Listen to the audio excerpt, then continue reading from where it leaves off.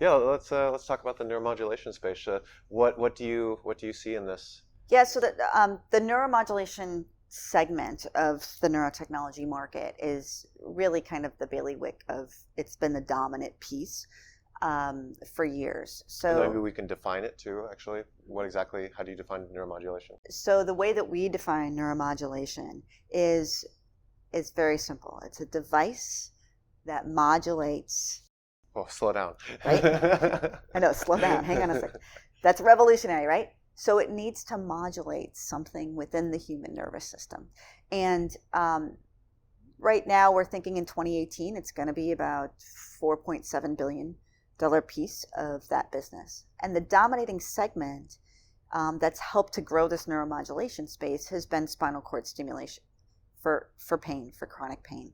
I mean, the big gorillas have been in this space. Medtronic, Boston Scientific, St. Jude, which is now Abbott, have been in this space for a long time.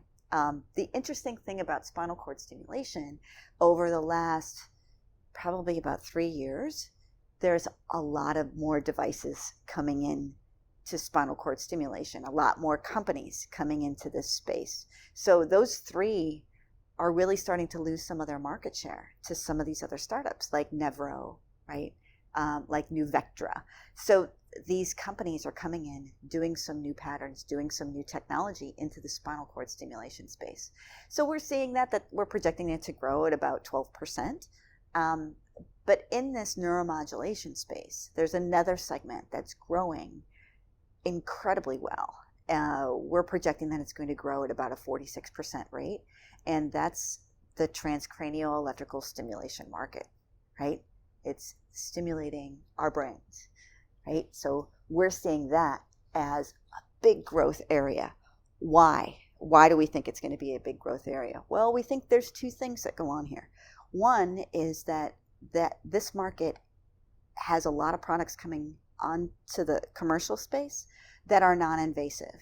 And it's going into two areas, right? So it's going into, how do we solve the mental health issue, right? How do we help people that have severe depression, people with OCD, with schizophrenia, with bipolar disease? How do we help them? Because right now there's a pharmaceutical piece, but that's a real problem. And potentially transcranial electrical stimulation might be able to help with that. Anxiety, sleep disorders. I mean, there's a lot there, right? How do we help solve that? The other piece of that is the human performance piece, right? So we've seen some companies come on the market that are stimulating the brain to help our human performance, to help us in sports, to help us in terms of grades. You go on Reddit today, they have a whole way of how you can create your own transcranial stimulator. Just buy some parts you can get at Home Depot, which is a little scary, That is. really scary. But the devices that are coming onto the market really have some viability, and they're getting some traction, and they're starting to sell direct to consumer. So that's why we're seeing this growth in transcranial electrical stimulation in the segment of neuromodulation. Wow, that's incredible.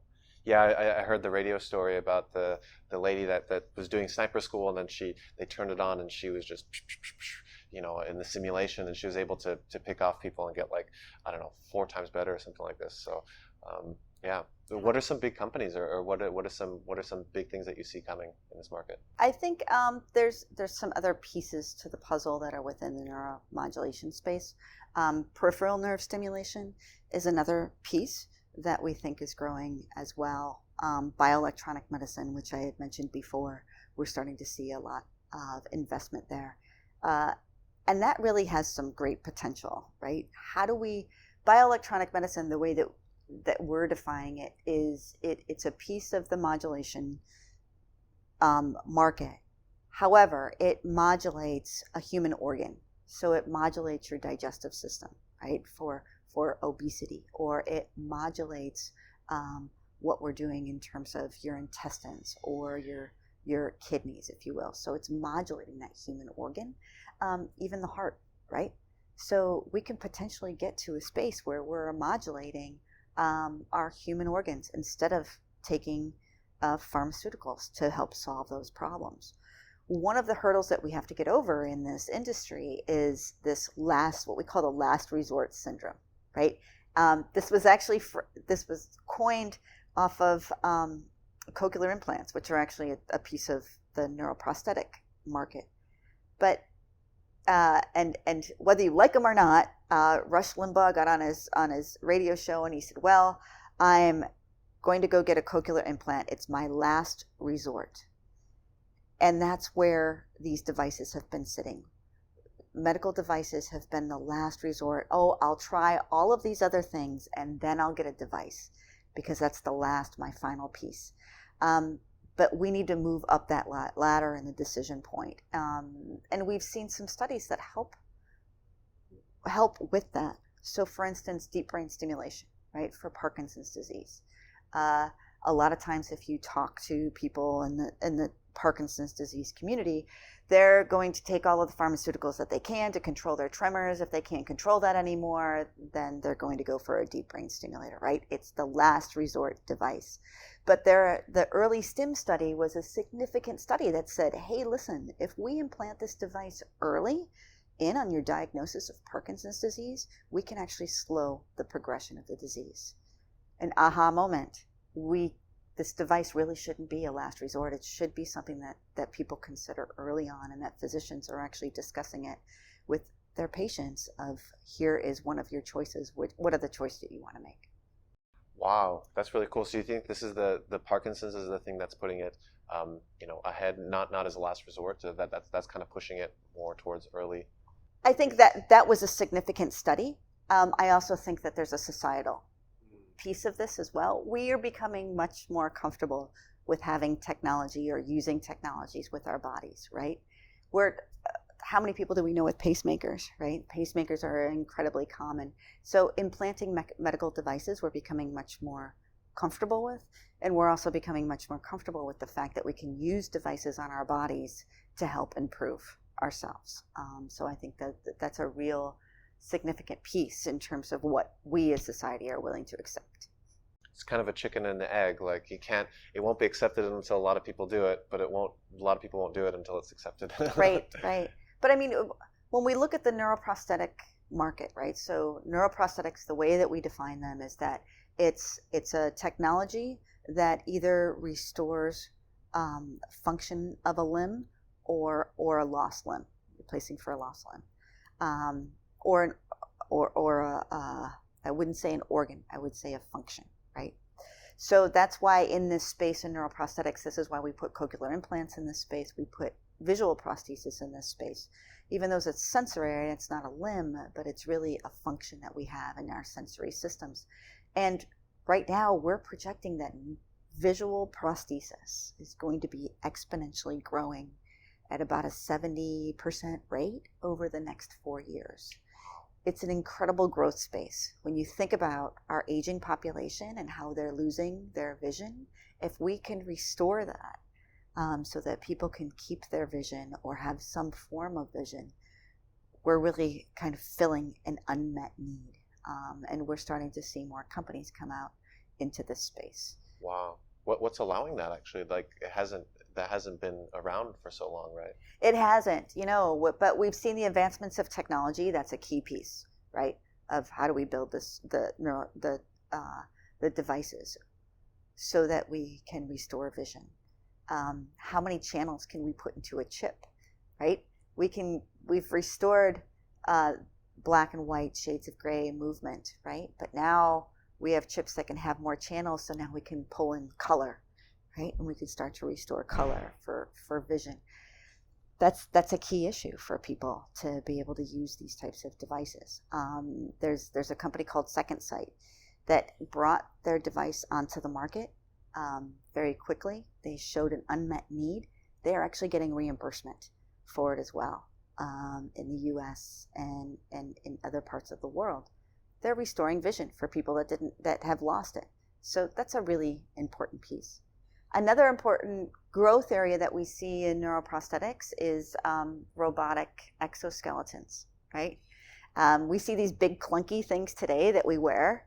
That was actually grown, the first concepts came out of a DARPA project back in the 60s, right, to help with our military. Now we're seeing them used to help people with paralysis whether it's from a stroke or from a spinal cord injury or from a brain injury.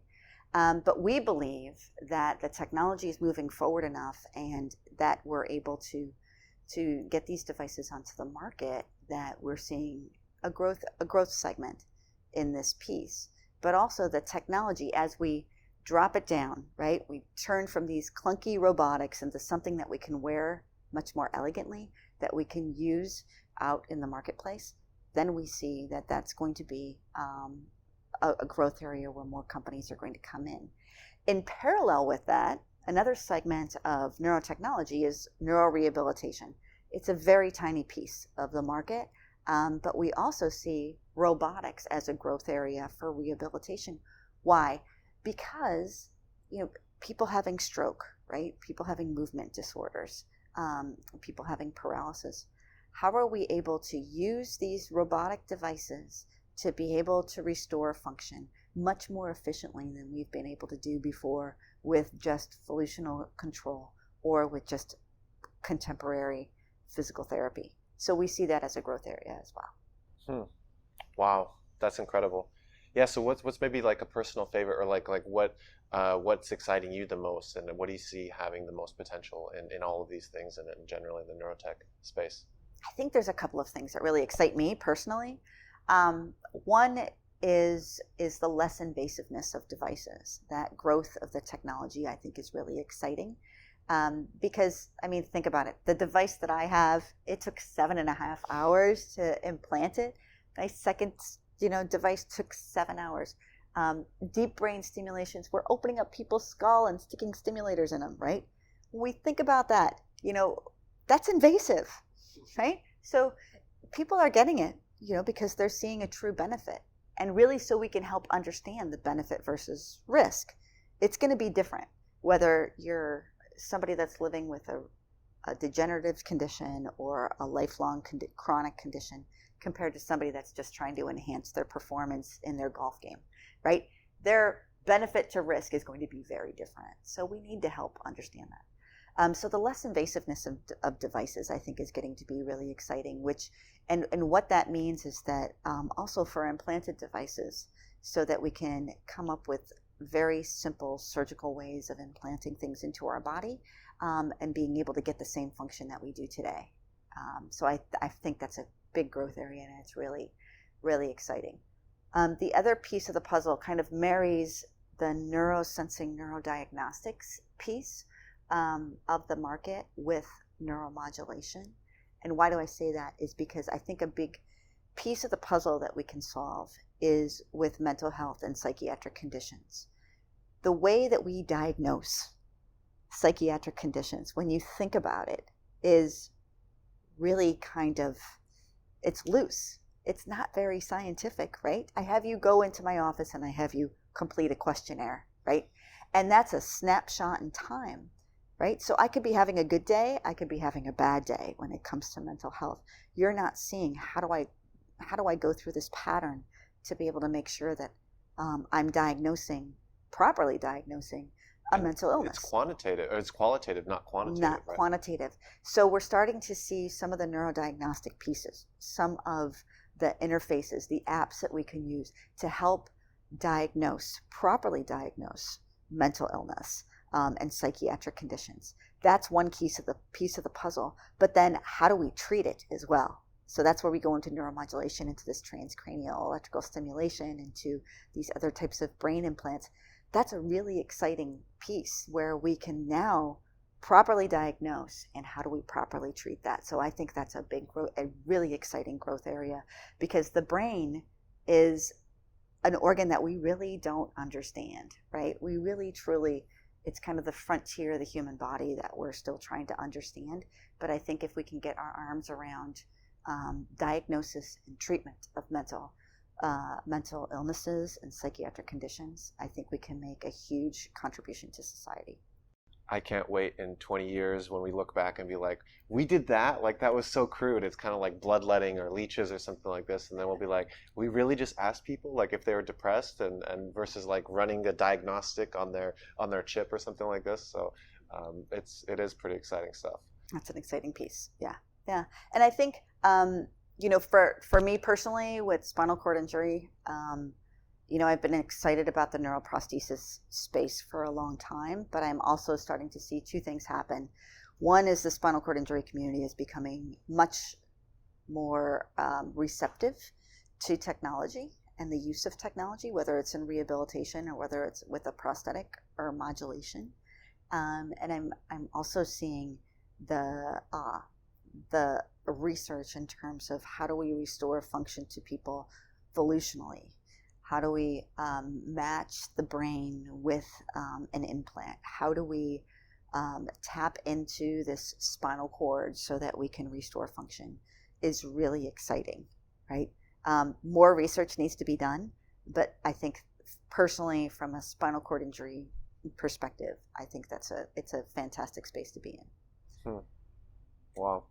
And so what do you see kind of like the biggest challenges that we're facing, or that the community has to face, has to overcome in the short term and long term? Well, what we're seeing today, one of the big obstacles for the neurotech industry, there's a couple of key factors. One is reimbursement. How do we get through the third-party payer process to make that economic value? That's a big hurdle right now for the industry. I think we're making inroads to try to solve that problem. We're starting to see some creative pricing models come out. I call it the printer model, right? So in the tech days of printers, which it still exists today, we sell the printer for really cheap, but we sell the ink cartridge for a lot, and that's how we make our cash flow.